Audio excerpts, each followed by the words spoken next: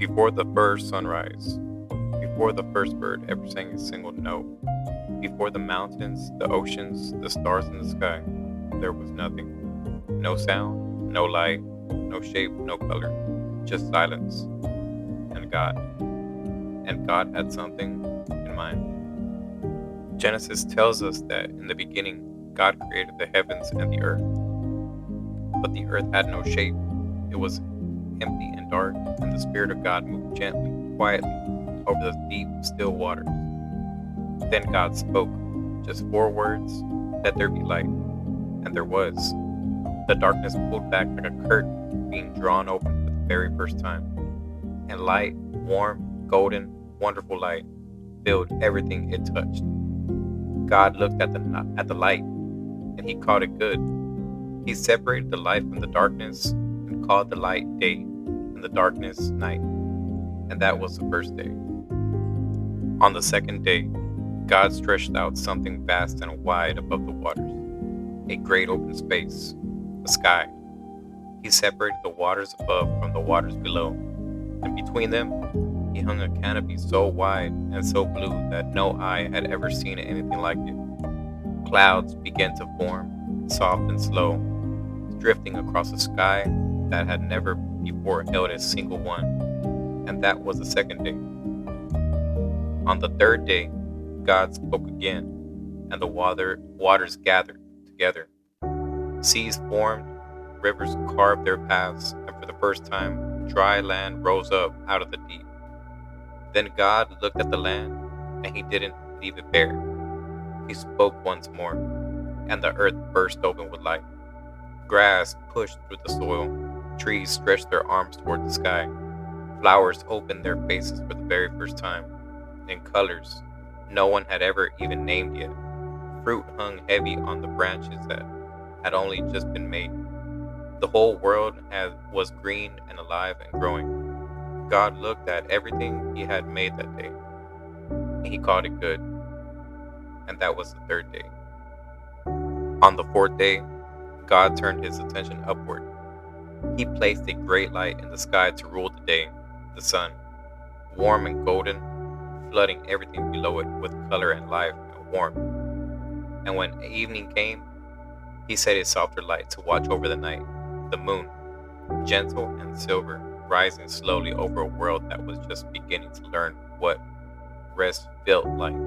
And then God scattered the stars, thousands of them, millions, more than anyone could ever count, each one placed exactly where he wanted it, burning quietly in the deep dark of the night sky.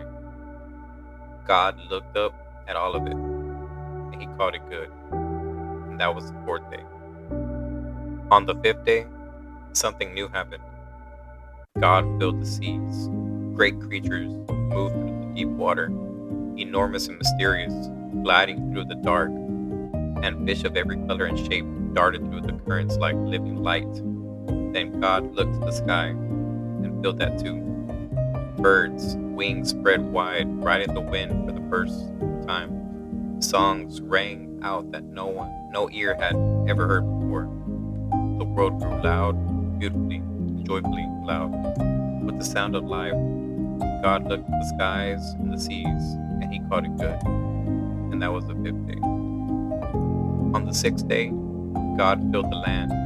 Lions, elephants, deers, horses, and sparrows, creatures of every size and shape, walking and crawling and leaping across the world that was made for them.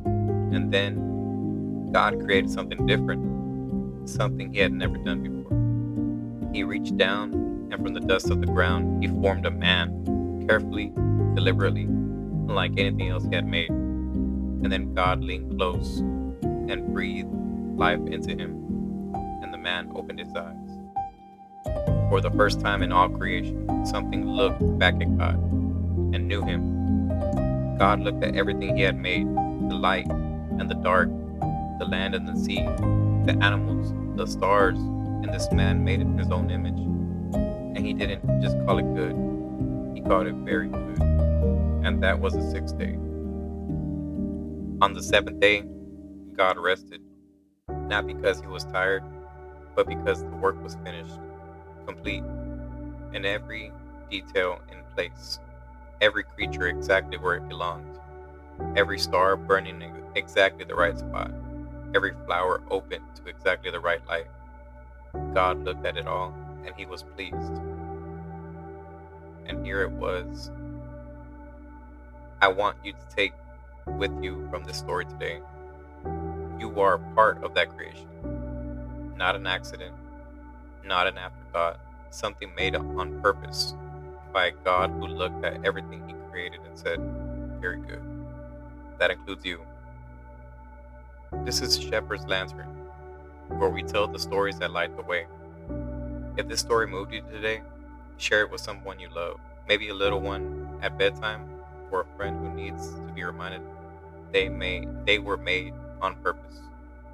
Subscribe so you don't miss what comes next. And until then, remember, you were made by the same hands that hung the stars.